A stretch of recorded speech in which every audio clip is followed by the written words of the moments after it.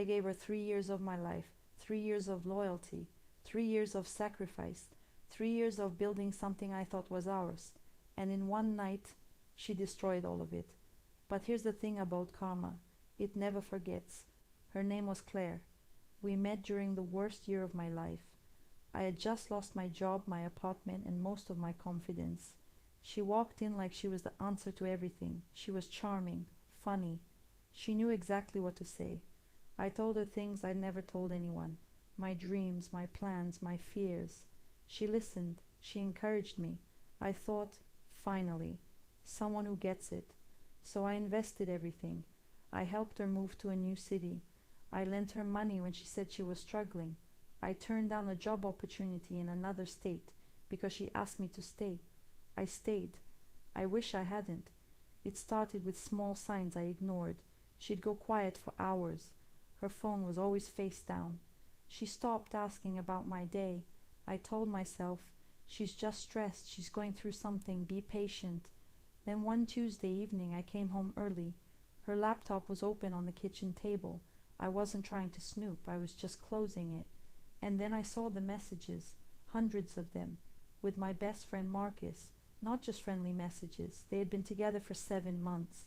7 months. While I was working overtime to save money for our future. While I was planning a trip to surprise her. While I was defending her to people who told me she wasn't right for me. But that wasn't even the worst part. The worst part? In those messages, she was laughing at me, calling me naive, calling me desperate, saying Marcus was everything I wasn't. I stood in that kitchen for a long time. I didn't cry. I didn't scream. I just thought. Here's what most people do when they get cheated on. They confront. They beg. They explode. They post on social media. They embarrass themselves almost as much as the person who hurt them. I didn't do any of that. See? Claire had a secret. A big one.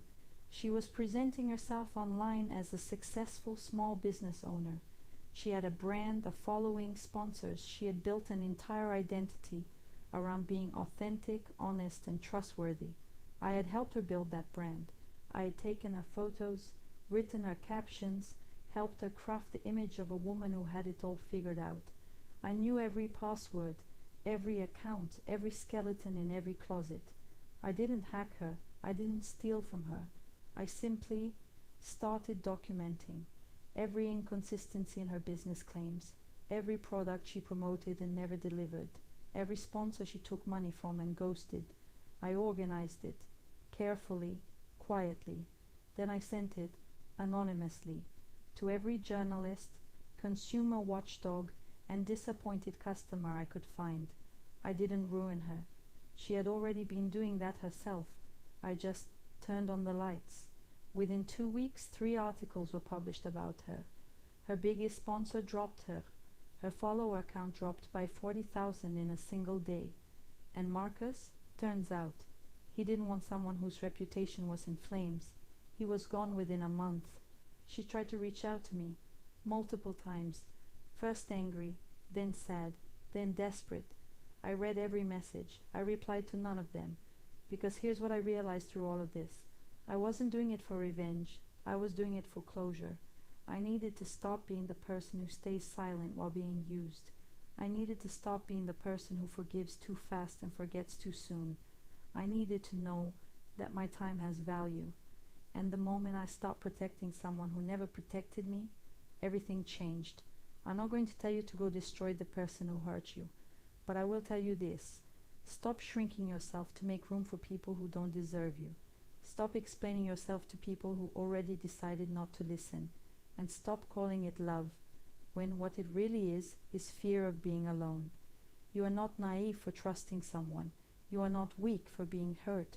But you would be weak if you let it stop you. Karma doesn't always come fast, but it always comes. If this story hit different, subscribe, because every week we tell the stories they never wanted you to hear.